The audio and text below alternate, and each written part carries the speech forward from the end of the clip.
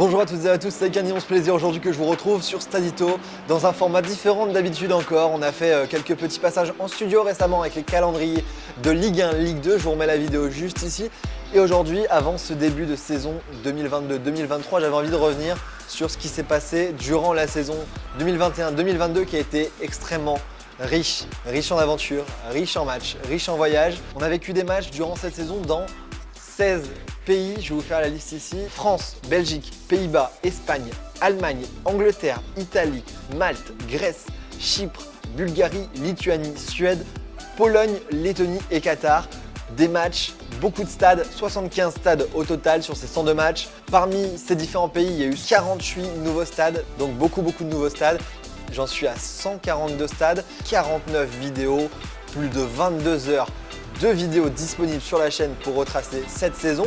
Mais bien sûr, dans ces 22 heures, quand on prend 22 heures seulement d'une saison qui a compté 102 matchs, il y a des moments que vous n'avez pas vus, des moments qui ne se sont pas montrés en vidéo et que j'ai envie de vous évoquer. En essayant de les documenter un peu, j'ai gardé quelques images et je vais repiocher par-ci par-là des images qui sont marquantes également de mon année, mais que vous n'avez encore jamais vu sur cette chaîne, donc ça fait plaisir de pouvoir vous partager ça. Le foot et le grand doping, c'est pas forcément toujours tout rose comme on peut même le voir sur Instagram notamment, mais c'est des belles histoires, des belles aventures à vous raconter avant de repartir sur de nouvelles. Je pars très bientôt pour un Summer Trip épisode 2 et c'est d'ailleurs sur ce Summer Trip qu'on va commencer ces différentes aventures avec le Summer Trip de l'année passée.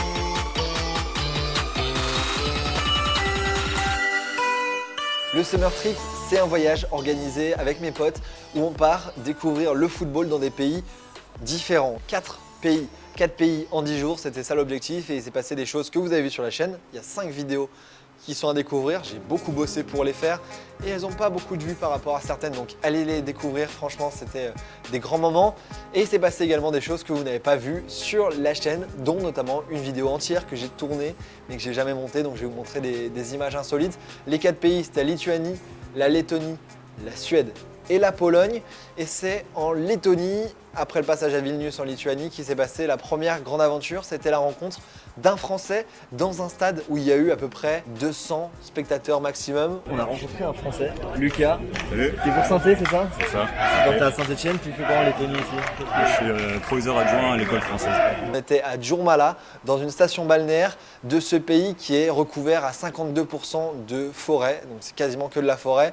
Il y a la capitale et Jurmala où on a été en train, une station balnéaire assez petite. On s'attendait à trouver des grandes choses. Au final, on a eu une grande plage sans grand chose et on a passé un bon moment et on est arrivé au stade. On a fait la rencontre de Lucas, ancien journaliste en France, supporter de l'AS Saint-Étienne, expatrié en Lettonie à Riga, avec qui on a pu échanger, parler du pays. Il nous a évoqué également lui ce qu'il avait découvert dans ce pays durant tout ce moment et c'était vraiment une super rencontre de ce voyage. C'était exceptionnel de trouver un Français dans ce match-là, un match de Conference League, premier tour de qualif entre le vainqueur de la Coupe de Lettonie, le RFS, Riga RFS, et le club de Klaksvík, le champion des îles Féroé. Tant sur le terrain, on n'a pas eu du très grand spectacle malgré les buts.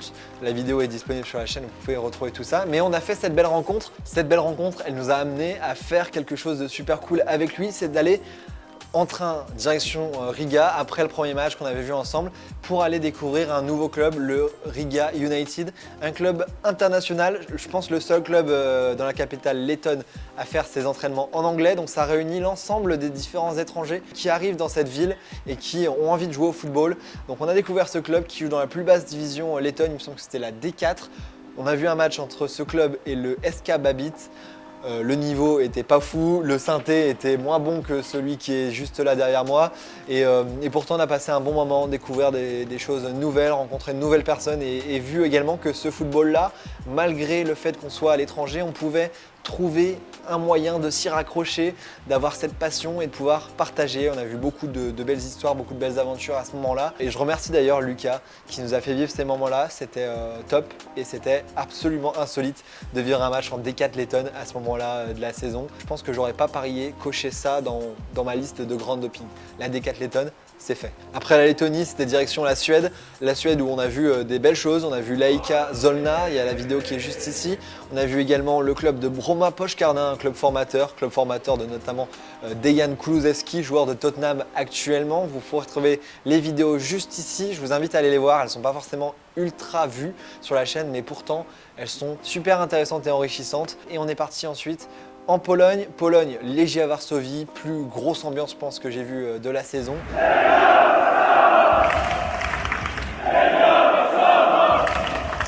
Franchement, il y a 3 mois confiné, sans vaccin, je pensais pas être là. Et il y a une dernière vidéo que j'ai tournée mais qui est jamais sortie. D'ailleurs, Hugo et Valentin qui étaient avec moi durant ce voyage-là, je suis désolé, mais là ça y est, vous allez enfin pouvoir voir les images de ce qu'on a vécu au Śląsk Wrocław.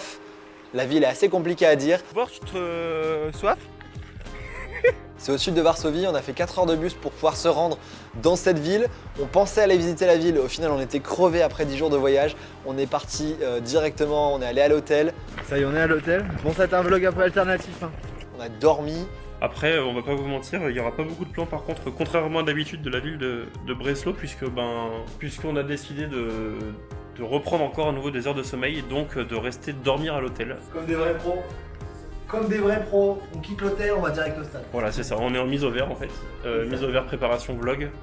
Ensuite, on s'est dit, allez, on va aller profiter de la piscine de l'hôtel fermée. La piscine est ouverte. La piscine est fermée. Et on a vu qu'il y avait un terrain de foot, on a voulu aller jouer au foot. On est arrivé sur place, il y avait l'équipe féminine du Śląsk Wrocław qui est en train de s'entraîner. Match du vlog, match du foot, hein. Là on découvre les féminines d'un club qu'on va voir ce soir. C'est totalement imprévu, en plus elles jouent dans cet hôtel quoi. Quelle idée de jouer dans un hôtel. Ça arrive quand en fait? C'est ici qu'on se retrouve sur le stade Michał Katowski de Wrocław. C'est un stade qui accueille les féminines du Śląsk Wrocław, donc Wrocław en français, mais Wrocław en polonais. Donc voilà, je vous laisse apprécier le stade qui est totalement éclaté. Et donc on a essayé de les voir pour essayer de récupérer un ballon et jouer de notre côté. Donc là, il y a Basile qui a essayé de demander un ballon, donc il revient. Ça a été impossible, j'ai pris un vent monumental. Donc bah voilà, en fait, on vous déconseille de supporter le Śląsk Wrocław parce que féminin, parce qu'en fait, ils nous ont pas prêté de ballon, donc ils sont nuls. J'ai également passé la caméra à mes potes pour qu'ils voient un peu l'exercice que c'était de vlogger. Je vous laisse les images ici. Avant de se rendre dans le stade, un stade qui a accueilli l'Euro quand l'Euro était en Pologne notamment. Un stade assez impressionnant, assez costaud, assez grand. Une très cool architecture, vraiment super agréable. Quand on était dans le stade, une super vue sur le terrain, des bons ultras, un peu comme on a l'habitude en Pologne. Il y a toujours des bons groupes ultras qui chantent énormément pendant le match.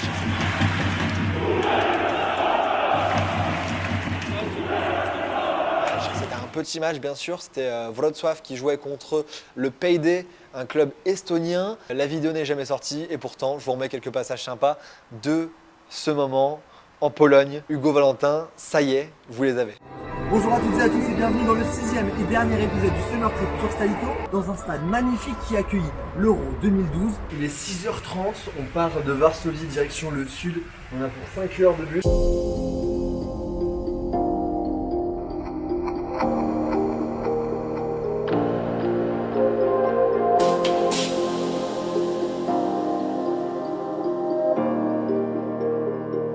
Bon, ce changement de boîte de vitesse, t'en penses quoi? Ah c'est dur, hein. C'est dur, ça tape, hein. Ça passe. Allez, laisse la main alors. Et donc on est reparti là au stade, on attend le taxi. Vas-y, c'est bon. Je reprends? Ah ouais, je reprends, c'est bon, c'est parti. C'est parti, allez. On reprend le vlog en main. Tu m'en vas pas Hugo, ça va? Non, ça va pas, j'arrive dans 11 minutes. T'arrives dans 11 minutes? On va dans 11 minutes. Là. C'est parti hein, du coup, direction le stade.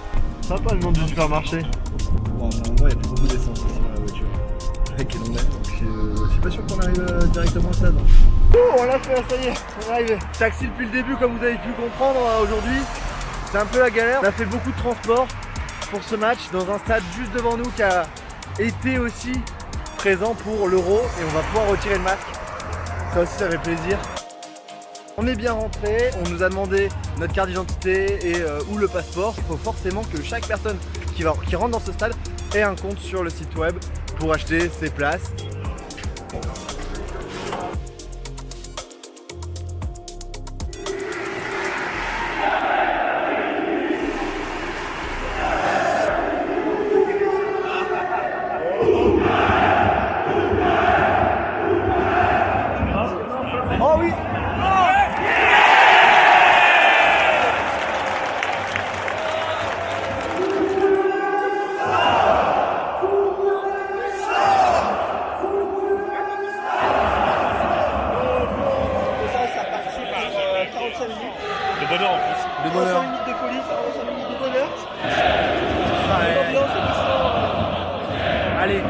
parti pour 45 minutes ici. Donc ce soir nous sommes 10 600 ici dans ce stade qui contient 45 000 places pour ce match, mais ça résonne plutôt pas mal.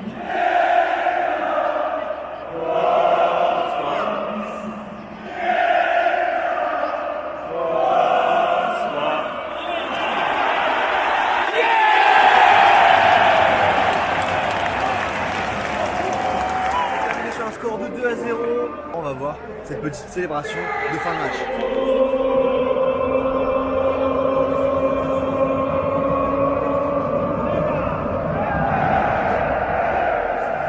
Un petit mot les gars pour cette fin de Summer Trip. Vous avez pensé quoi de tout ce qu'on a fait? Ouais, j'ai surtout cette question. On repart quand? On repart quand? Hugo, je crois que t'as la réponse. Une question, je crois qu'on part début septembre. Hein. Ouais, je crois qu'on Je dis repart pas début où, je dis pas septembre. où, je dis pas où. On dit pas où, on se retrouve la même équipe pour un nouveau trip, quelque chose d'aussi insolite.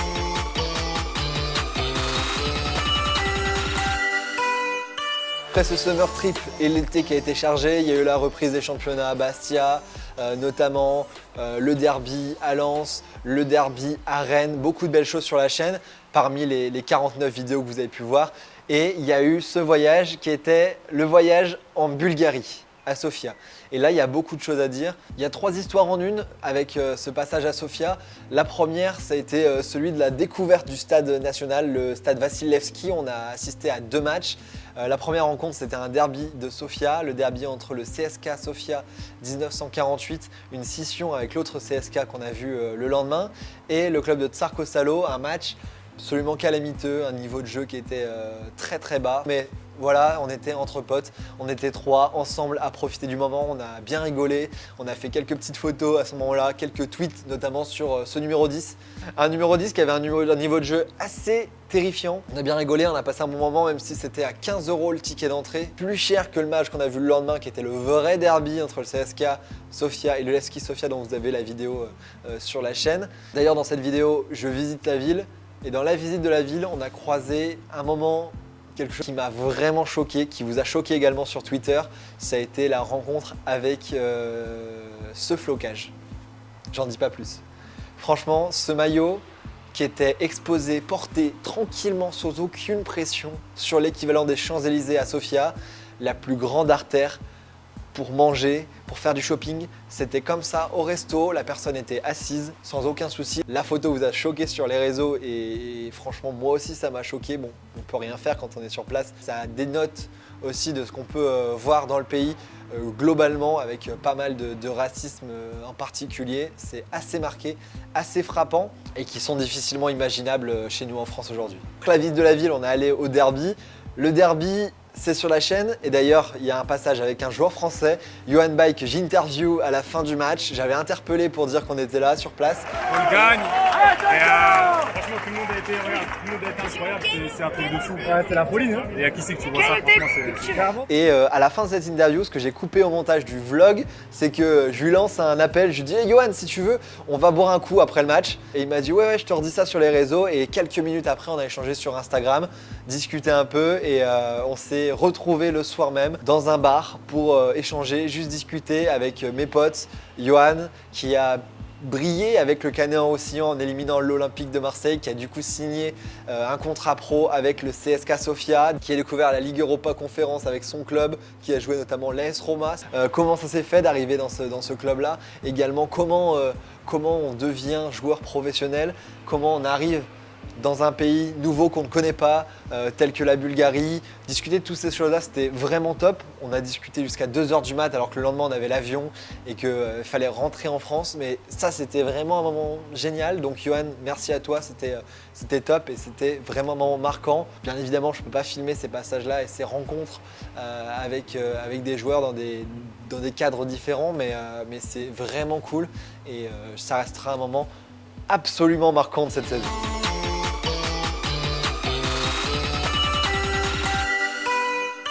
Un peu plus tard dans la saison, en février 2022, je suis parti en vacances avec mon pote Valentin, que vous voyez souvent sur la chaîne. On est parti en Grèce, puis à Malte, puis à nouveau en Grèce, avec pour objectif de voir des matchs de foot. Ça a été un peu compliqué, c'est pour ça qu'il n'y a pas eu de vidéo sur la chaîne, puisque les matchs étaient pour la plupart en jauge limitée, notamment en Grèce.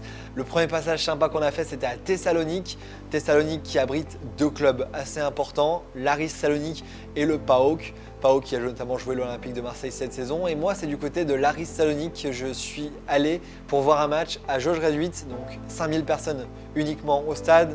L'achat de tickets s'est fait au stade. On a pu aller visiter la boutique, rencontrer ces personnes-là. Et on a fait la rencontre d'un joueur passé par le Racing Club de Lens, c'était Christian Lopez, l'attaquant qui a marqué le Racing lors de son passage il y a maintenant quelques saisons. Discuter avec lui, c'était sur TikTok. Vous avez mis ce passage sur TikTok avec ce moment vécu avec lui. On est avec Christian Lopez, supporter de Lens, vous le connaissez. Christian, un petit message pour les supporters du Racing? Salut de la famille, vous me manquez beaucoup. 5 heures pour toute ma vie. J'ai regardé tous les matchs que je peux et j'espère que l'équipe va monter et va continuer au même niveau. Et 5 heures pour le reste de ma vie. Merci Christian. On a pu discuter, échanger sur sa situation, comment il vivait les choses là-bas, la situation un peu compliquée notamment au niveau des salaires, de tout ce qui se passe dans ces pays-là. C'était des bons moments, donc n'hésitez pas à aller sur TikTok et sur Instagram vous abonner si vous suivez uniquement cette chaîne YouTube-là, puisque ça vous permet de vivre également en temps réel quand je pars en voyage ces passages qui ne sont pas forcément dans les vidéos mais que je vous partage. Bon moment à l'Aris Salonique, on a vu également le stade du PAOK, je vous ai mis quelques petites vidéos, quelques reels sur Insta et tout. Donc des bonnes choses avant de se rendre à Malte où se déroule la prochaine histoire.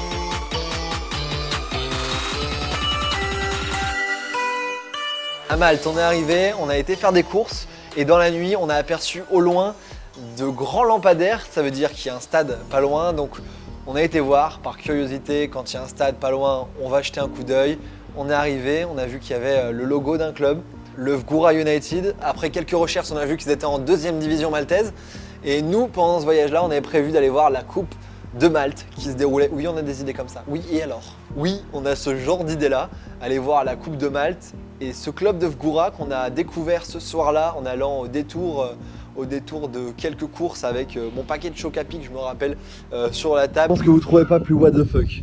On est sur la terrasse d'un stade de D2 maltaise. Ici, où il y a un entraînement avec des Coco Pops, du pain de mie, un iced tea. Et on est là, découvert de stade.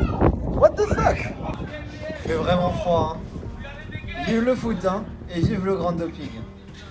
On a pu boire un coup au clubhouse, discuter avec quelques personnes et c'est un moment super important avant la suite de l'histoire puisqu'en discutant avec ces personnes-là, ils ont vu qu'il y a des Français qui étaient dans le coin et nous, on est retourné les voir lors d'un match quand ils jouaient contre une équipe de première division. On a retrouvé les supporters qu'on avait vus ce soir-là à l'entraînement du club. Hey, ya boys! Hey, ya! Et à la fin du match, on s'est retrouvés en galère parce qu'on avait 12 km à marcher, il n'y avait plus de transport en commun pour rentrer à l'endroit où on logeait. Et la seule façon qu'on a pu trouver pour essayer de nous sortir de cette affaire, c'était de faire du stop en mettant sur nos téléphones recherche voyage pour aller du côté de tel endroit de l'île de Malte. Et on a trouvé des supporters du Vgoura United qui étaient au match. Évidemment, on s'est retrouvé dans la voiture d'un Maltais qui était le frère de la personne qui gérait le clubhouse, qui nous a amenés au club, revoir ces personnes-là, reprendre un coup, discuter avec eux, découvrir également des enfants absolument passionnés et passionnants, qui adoraient le football, qui jouaient, qui avaient 7-8 ans et qui tapaient le ballon vraiment super bien sur le terrain officiel du club. Donc on a joué ensemble, joué avec eux. Oh, let's go! Parler de foot, parler de Mbappé, de Griezmann, et c'était fort de voir qu'ils connaissaient ces joueurs-là. Ils étaient super heureux et on a retrouvé cette innocence de jouer au football à ce moment-là. Et c'était, je pense, un des moments marquants pour moi en termes de partage et d'humain dans cette aventure, dans ces aventures que sont Grand Doping.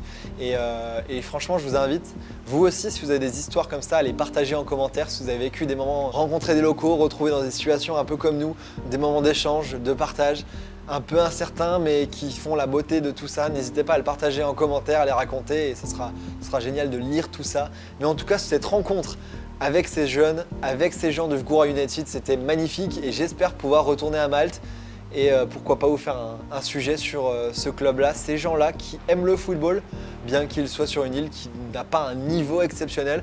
Pourtant, le football, ils l'aiment autant qu'on l'aime et c'est ça qui est beau.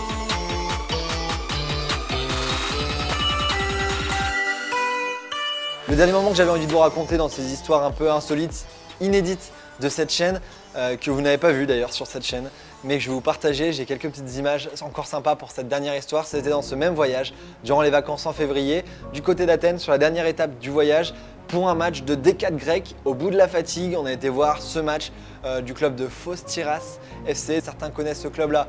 Salut à vous. C'est dans la banlieue d'Athènes. On a marché pendant 1 heure pour aller au stade. En arrivant au stade, le match allait commencer. On ne se rendait pas compte du prix que ça allait être, il n'y avait aucune information sur tout ça. Les billets, bien sûr, ça ne s'achetait pas sur internet, on a dû acheter tout sur place. On est arrivé avec un billet de 10 € pensant qu'en D4 on n'avait pas payé plus de 5 € chacun. Bon, bien évidemment, c'était 10 € chacun, donc on s'est retrouvé sans argent devant un stade alors que le match commençait. On entendait l'arbitre qui était en train de siffler le coup d'envoi. Mon premier réflexe, ça a été de demander s'il y avait des gens autour de nous qui n'avaient pas de la monnaie pour pouvoir rentrer et puis qu'après on allait leur acheter un ou deux trucs à l'intérieur. Bon, ça n'a pas marché. La seule solution, c'était donc de trouver un distributeur de billets pour avoir l'argent. Donc, j'ai posé les affaires, j'ai dit let's go, je pars en mission. J'ai pris mes 2 jambes, les 2 baskets, en jean. J'ai couru pendant 1,7 km. Ah, déjà 2 km pour juste aller tirer de l'argent et voir un match de D3 grec. Quel souvenir! Direction le distributeur de billets, j'ai pris l'argent, retiré l'argent, etc. Je suis revenu totalement mort, totalement essoufflé, comme vous pouvez le voir ici sur les vidéos. J'étais épuisé au bout de ma vie.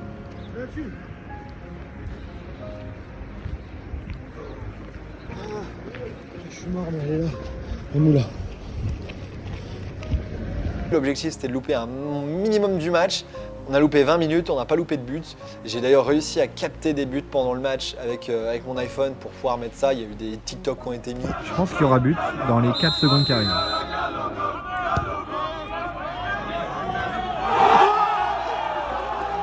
Let's go! Et ça craque là-haut! J'ai également partagé ça sur Insta, ça a plu aux joueurs, donc j'ai pu leur partager. Jamais j'aurais parié aller courir sur 2 km pour chercher de l'argent pour payer l'entrée d'un match en D4 grec. Clairement, je pense que c'était pas le projet, j'avais pas prévu ça avant de me lancer, mais le ground hopping, c'est aussi ça, c'est aussi ces histoires un peu différentes, un peu insolites que j'avais envie de vous partager durant cette vidéo et j'espère que vous avez apprécié. Et voilà, merci à toutes et à tous d'avoir suivi cette vidéo. C'était un énorme plaisir de vous partager ces moments différents, ces différents moments d'aventure même, j'ai envie de dire, qui sont également le quotidien d'un grand hopper quand on voyage comme ça. Et quand on va à la découverte du football, forcément il arrive des fois des aventures, des péripéties, jamais des choses graves. On se trouve toujours à s'en sortir dans différentes situations, mais en tout cas moi j'ai vécu cela dans cette saison 2021-2022, j'espère en vivre d'autres et je suis sûr que je vais vivre d'autres choses en allant à la découverte du football lors de la saison 2022-2023 avec vous en vidéo ou peut-être l'année prochaine dans ce nouveau format ici où je vous raconte tout cela. N'hésitez pas à partager vos aventures également en commentaire ou à envoyer un message sur Instagram, ça sera un énorme plaisir de pouvoir vous lire et de vous répondre bien évidemment.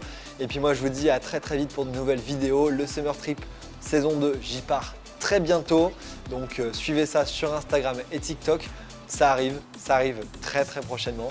Et puis je vous dis à très vite, vive le football et vive le grand hopping, allez dans les stades, vivez le football et vous vivrez de grandes aventures. Ciao! Et bien sûr, abonne-toi!